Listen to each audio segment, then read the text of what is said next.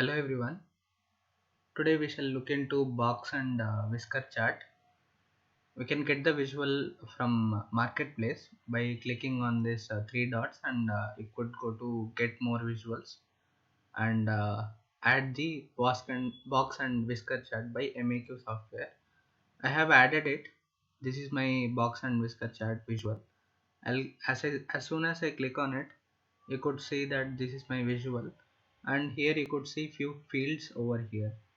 Access category 1, category 2, value, dot size and legend. These are few fields which could be utilized. I'll show you how to use it.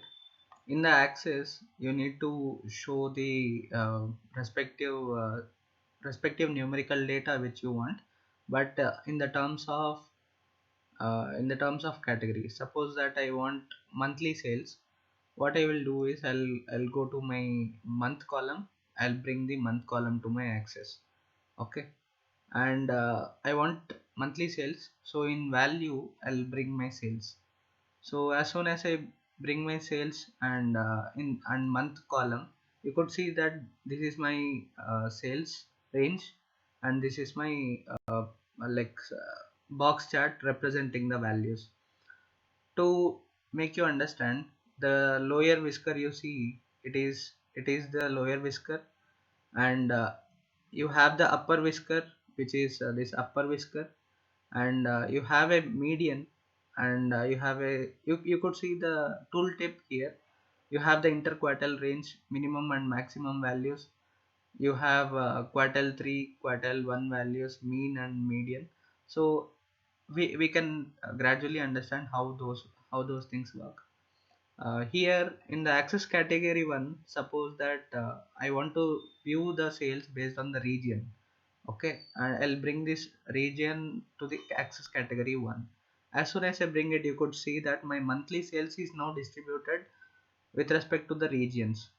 Okay, here I don't have the data for north, so it is not representing the north data, but you could see that other regions are represented, so that you could understand its maximum sales and minimum sales and quarter 1, quarter 3 sales. Interquartile range is something called the difference between the quarter 3 and quarter 1, so it is the interquartile range. I'll show you a few format settings, like in going ahead. In the axis category 2, suppose that this is my x-axis, and suppose that within the same x-axis I want to differentiate between quarters. Okay, so what I could do is I could bring my quarter column to my axis category 2. As soon as I bring it, you could see that my chart is now distributed quarter wise, region wise, and my monthly, and also based on my monthly sales. Okay, this is how you could utilize all these categories. And there are two more fields which are like required, like it is optional actually. And suppose that you see these dots, right?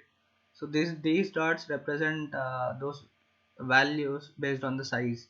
Suppose that you want to differentiate the size based on the profit.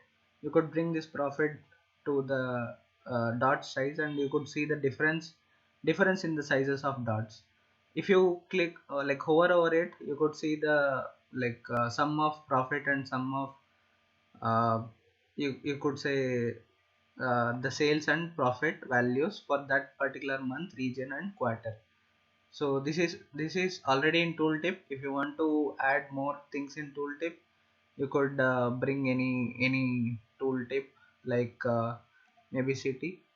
I'll bring city to the tooltip. As soon as I bring city to the tooltip, you could see that it will show the number of cities where those sales are done. It is showing the count of city. Okay, because it is a categorical columns, it will show the count. And in legends, suppose that I need to view my data for different categories. I may use this category to the legend. I'll bring this category to legend. It may seem little like chaotic, but you could see and understand. For that particular category, it will show the like respective values of sales, profit, and all the necessary things. Although if it is not required, you may remove the legends. Okay, these are few fields where you could use the box and whisker chart. And I'll show you few formatting settings which are very useful and which could make your visual represent better. Here in the orientation, now these values, you could see this vertical. If I keep it horizontal, you could see my box chart turns to the like vertical wise. Okay, here you could scroll down. This is my quarter 4 values, quarter 1 values. The axis is changed. Okay, if you want to flip the labels, suppose that these labels are horizontal wise, I want to make it vertical. This is my parent access label, so I could turn it off. You could see that this has become vertical. Suppose these are my y-axis labels. I could, if I flip it, you could see that it has turned vertical. So I'll keep it horizontal. Okay, I'll make it vertical box chart so that it could be understood properly. So this is orientation settings.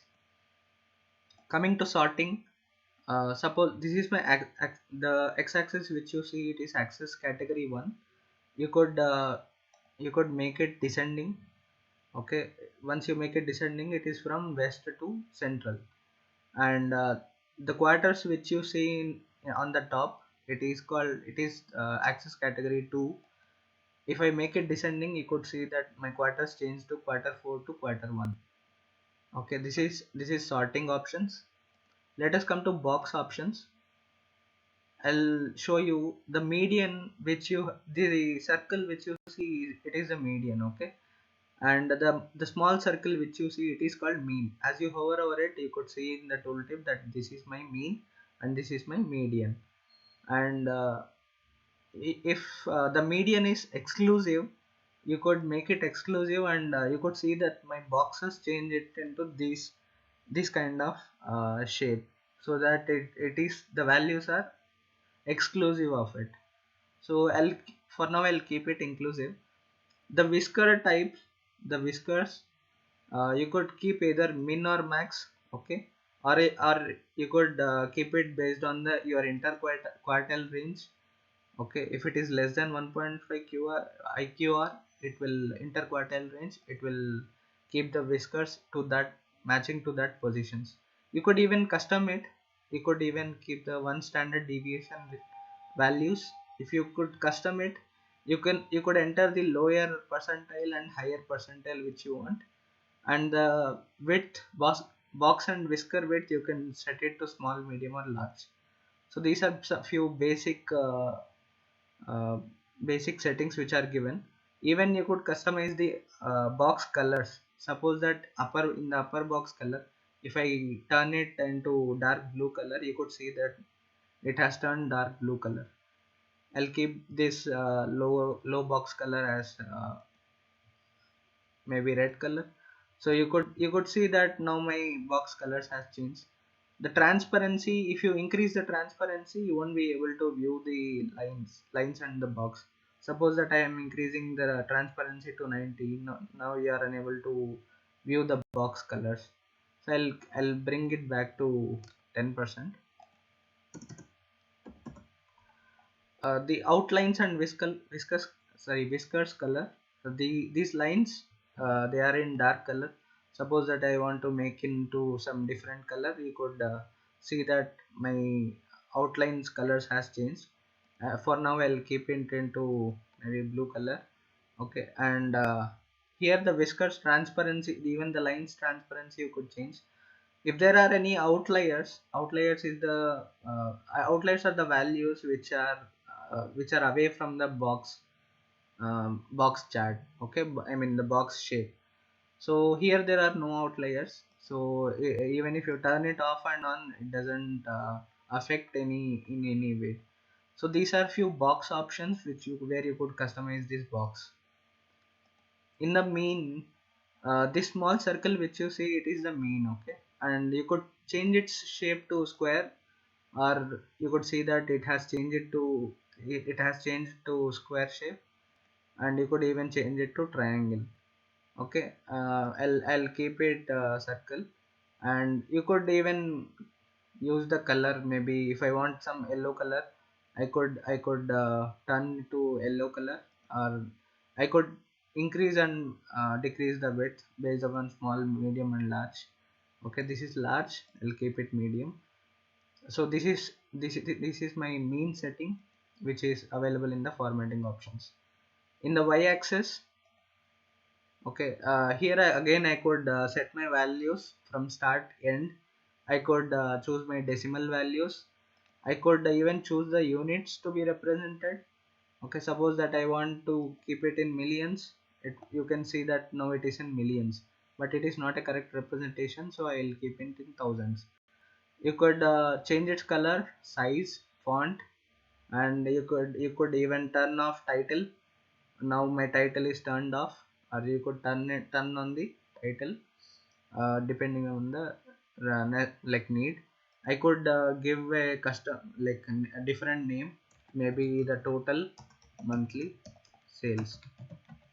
Okay, so you could see that my y-axis name has changed, title has changed. You could change the color, you could increase the size, and you could change the font. So these are my y-axis settings. Similarly, you have the same options for x-axis, so that you could change the x-axis settings. Let us see how axis category works. The split labels, as you could see, if I turn it off, you could see that my split labels is now in the x-axis, like quarter 4, quarter 3, quarter 2 and quarter 1. If I turn it on, you could see that now my axis is represented in a different category, as a different category. You could change its color, text size and font as well. So this is my axis category settings and how the split tables work. Coming to the next option, this background formatting. Here you could see that one, like alternatively it is dark and light. So this dark color, suppose that I turn it to very dark. Okay, and I suppose that I decrease the transparency to 20%. You could see that these are my primary colors, and I'll change the secondary colors to maybe this color. Okay, you could see that these are my secondary colors and these are my primary colors. If I don't want background, I could turn it off. You could see there is no background. Okay, I'll keep without any background. Tick marks, I'll show you. These top lines which you see, they are tick marks. If I turn off axis ticks, you could see now my bottom ticks are off. Okay, if I turn it on, since you can't see the differentiation, I'll change the color to dark black. Here you could see this lines which you see in the x-axis separating it. These are axis ticks. I could turn it off or on. Okay, and similarly the category ticks, suppose that I keep it off. Now you could see that my axis category ticks are off. Okay, if I turn it on, now they are back. Okay, so you could increase or decrease the thickness of it. You could change the color of it. Okay, if I want some orange color, I could change it to orange color. You could change the color and thickness of it. These are my tick marks. Okay, and coming to the grid lines, the horizontal grid lines which you could see over here, these are my horizontal grid lines. I have changed it to dark black color so that it could appear properly. These are my horizontal grid lines. You could turn it off or on. Okay, it will help you remove the grid lines. These are my category grid lines. If I want it off, you could remove the category grid lines. Now you could see an empty chart where without any differentiation. But I want those category grid lines, so I used it, and I don't want the axis grid lines. Okay, you could change the color to whichever color you like to choose. I'll change it to blue color. And in the legends, as you know that I could bring the several legends of different categories. I could customize the settings of those legends, maybe in the by the position. I could change the size, a font, and these are like normal settings which you could see for the chat. So here are the necessary settings for box and whiskers. I hope uh, you could utilize this box chat in the places where you need those minimum maximum quartile ranges, and even including the median and the mean. Even it could help you show the interquartile range and even customize it based upon the percentages, which are helpful for you to represent the values in statistical way. So please explore it, and thank you for watching. We shall meet in the next video.